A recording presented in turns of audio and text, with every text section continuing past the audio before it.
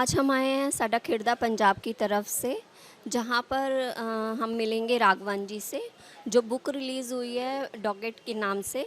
तो उसके बारे में आज जानते हैं हम। नमस्कार सर जी। नमस्कार जी। सर, आज जो बुक रिलीज़ हुई है उसके बारे में आप क्या विचार है और क्या बताना चाहेंगे इसके बारे अ, ये मेरा थर्ड बुक है। मैं राघवन श्रीनिवासन हूँ, हिस्टोरिकल राइटिंग करता हूँ। ये मेरा थर्ड बुक है। तीनों हिस्टोरिकल बैकग्राउंड था, और फर्स्ट एक हिस्टोरिकल फिक्शन है, सेकंड एक हिस्टोरिकल नॉन फिक्शन, और अभी थर्ड फिर से हिस्टोरिकल फिक्शन है। So generally I try to cover ancient history, medieval history और फिर साउथ इंडियन हिस्ट्री। ये तीसरा book is more about from 1920s to 1970s, ये मद्रास प्रोविंस के बारे में, before freedom, before 1947 and after 1947। So ये तो कॉलोनियल से पोस्ट कॉलोनियल पीरियड का एक इंटरेस्टिंग स्टोरी है। एक मेन स्टोरी है जिसमें basically the subject is on temple treasures, antique smuggling, और जो लूटते हैं टेम्पल को, और they take that smuggled antiques abroad and sell it in exhibitions abroad. So the story is mainly on that, but underlying that story, एक तो on Madras province, ये जो politics जो चल रहा है उधर, and second is on the city itself, Madras city.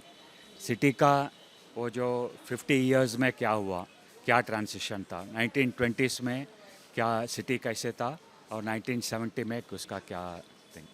So these are the things I'm dealing with. I hope that because वो second जो book था राजा राजा चोला का, that was also a big hit, and ये जो मिडलैंड बुक स्टोर है, ये new authors पहले यहाँ आते हैं बुक रखने के लिए, और अगर बुक यहाँ रखते हैं उसका, और फिर वो महत्व बढ़ जाता है. So this is why, like last time also I came for Raja Raja Chola, and this time third book also I have come here. So I hope that this book will do well, and it will have a good thing. Thank you so much. में sir? तो आइए जानते हैं हम कि जो हम book release हुई है उसके बारे में सर के क्या विचार हैं। सर नमस्कार। जी, नमस्कार। तो ये किताब मैं साहब को एक किताब इन्होंने लिखी है, and that is one of the most landmark book which in the history. And मैं ये मानता हूँ कि ये जो किताब इन्होंने लिखी है वो जो Raja Raja Chola, it is very lesser known history in the lesser known history to the general public. So I think that book has done a great job in filling the gap and reaching out to the people, the common person like me, and knowing the gems in the history we still have, and this unsearched gems we still have in the history. So I think ये साहब की किताब ने did a great job. ये राघवन साहब इनके एक कलम में एक जादू है, जो लोगों को अगर कुछ पन्ने पढ़ें तो वो आदमी जो है शख्स किताब ख़त्म करे बिना नहीं छोड़ेगा. बुक्स ये राजा राजा चोला जो इनकी किताब है, और ये अब ये नई किताब से ये 2 किताबों की सीरीज़ है, जैसे इन्होंने अभी फरमाया राघवन साहब ने कि, और ये भी मैं उम्मीद कर रहा हूँ कि this will do a great service to the readers and the general public. Yes, thank you. Thank you sir. नमस्कार, मैं विद्या, मैं मिस्टर राघवन की वाइफ हूँ. ये बुक जो है मेरे फादर इन लॉ की लाइफ स्टोरी के अराउंड है, और मुझे मौका मिला इसको रिव्यू करने का जब शुरू में उन्होंने प्लॉट लिखा था इसका. उसके बाद इस प्लॉट के अराउंड किताब लिखी जा सकती है क्या, काफ़ी चर्चा हुई हमारी. उसके बाद जब हम देख रहे थे कि इनका, मेरे फादर इन लॉ की लाइफ स्टोरी इतनी इंटरेस्टिंग है कि मे बी अगर एकता कपूर के पास जाए तो वो 500 एपिसोड का सीरियल बना देगी, because he was a posthumous child, and then his mother died when he was just in, actually he was appearing for his 10th standard exam, SSLC बोलते हैं तब, और उस एग्जामिनेशन हॉल में न्यूज़ आया कि मदर की डेथ हो गई. तो उसके बाद उनके मामा जी ने उनको बड़ा किया. तो ये सारा उनके लाइफ, उस टाइम के पॉलिटिक्स और कैसे वो आंध्रा और तमिलनाडु के बीच में आए, उनके ताऊ जी ने उनको बड़ा उस उनके लाइफ के अराउंड स्टोरी को बहुत अच्छे से वीव किया है। ये फिक्शन है बट इसमें काफ़ी रियल हम लोग जो जानते हैं फैमिली के बारे में। मेरी खुशकिस्मत रही हूँ कि मैं अपने फादर इन लॉ के साथ काफ़ी टाइम स्पेंड किया है मैंने। तो काफ़ी वो खुद बहुत अच्छे स्टोरी टेलर थे।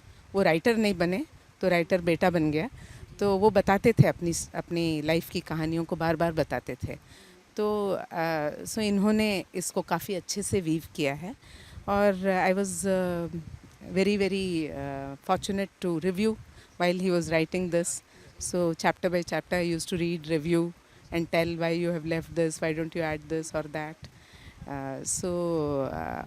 I am sure the book will do well because especially जो southern politics को समझते हैं, जिनको पता है उस समय का politics क्या था, तो वो तो प्री इंडिपेंडेंस, देन इंडिपेंडेंस के बाद कैसे क्या हुआ, ऑल दैट हैज़ बीन बहुत अच्छे से वीव किया है स्टोरी में।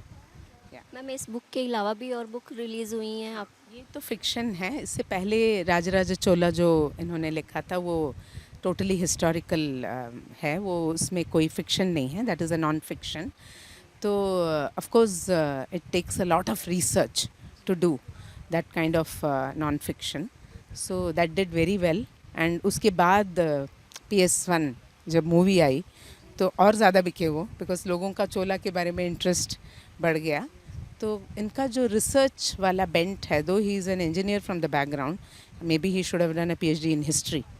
सो जो हिस्ट्री वाला बैकग्राउंड और जो इंटरेस्ट है बहुत ज़्यादा, मतलब एक एक पेज लिखने के लिए 10-10 किताबें पढ़ते होंगे, you know, so that kind of rigour for interest. And वो काफ़ी फेमस हिस्ट्री प्रोफेसर्स एंड सब ने रिव्यू भी किया था उसका।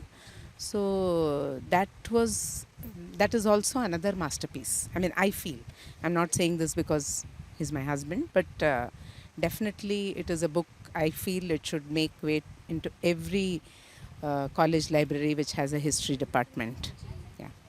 So so I'm happy that he's now writing the second volume of this book, which will maybe come out few months later. Thank you ma'am.